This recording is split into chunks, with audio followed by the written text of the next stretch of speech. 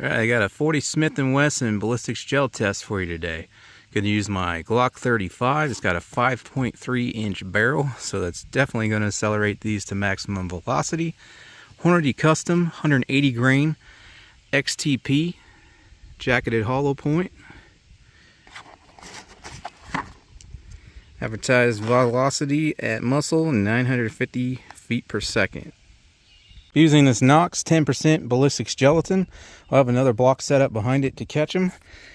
BB calibration today came in at exactly 3 inches, so that's still within spec for 10% ballistics gelatin, but it's on the thick side. Usually I transport these in that cooler there with a bag of ice surrounding them. I open the bag and move the ice around and whatnot, but today, since that was coming in at 3 inches, so it's a little on the thick side, even though still in calibration, I just brought them with ice packs in there, so it'll allow it to be a little warmer than what it usually is. When I bring it out here, I mean, it's still cold. So if we were to calibrate it right now, it'd probably come somewhere 3.3, 3.5, something like that, and due to it not being quite as ice cold as it is when I usually bring it out here. So before it warms up anymore, we'll go ahead and get started. I'll do a shot on the bare block first, and then we'll do a 4-layer denim as the worst case scenario test.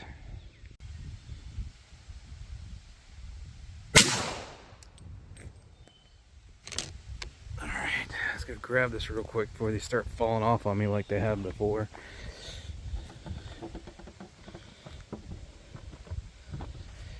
All right, there's entry right there. Starting to get a little cloudy from having a few remelts on these, but you can still see the wound cavity there pretty good. Bullet's sitting right there. It's going to be about 13 inches, but we'll get measurements on these after I take the denim shot.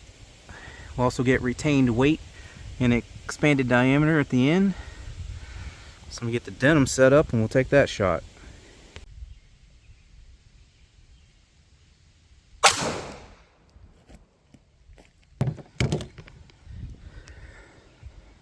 Alright, there's our shot through the denim. Looks like pretty good performance so far. Wound cavity nearly matches the plain gel, but we are quite a bit further back, so that would mean, as typical through 4 layers of denim, it probably did not expand as largely as the one through the bare block, but that's still, there from this angle you can see that's quite a bit larger, but that's still pretty decent wound cavity, so I would say we definitely still got some expansion. Well, obviously, because it would have exited the second block had we not, and you can see it there. So all right, then let me get these pulled out. We'll get a retained weight and expanded diameter. Almost forgot. Penetration. Yep, right at 13 through the bare block, and then through the denim. 17 1/4 is what I'm getting. And I just wanted you guys to see real quick, we do have some jacket separation there through the bare block. All right, and that's recovered through the denim, and that is through the bare block. This little pedal came out with it when I pulled it out. Sorry for the dirty fingers, been digging around in dirt today. So pretty nice mushroom there. And then through the denim, that's what you got there. Let's get these guys measured and weighed. All right, retained weight through the bare block. These are 180 grains, and it's flickering a little because of the wind. So hopefully you guys can hear me all right, but we got about 10-mile-an-hour winds today. I think it's a little stronger than that right now. It's coming in at 180, but we do have a bunch of gel trapped under those pedals, so that's making up for the little flakes of copper that came off there. Again, sorry for the dirty fingernails and digging in dirt today. And then retained weight through the denim, 181.9. So that seems to be 100% weight retention, plus you got the gel trapped under the pedals there, adding a little bit of weight. Expanded diameter through the denim, 0.604 60 caliber.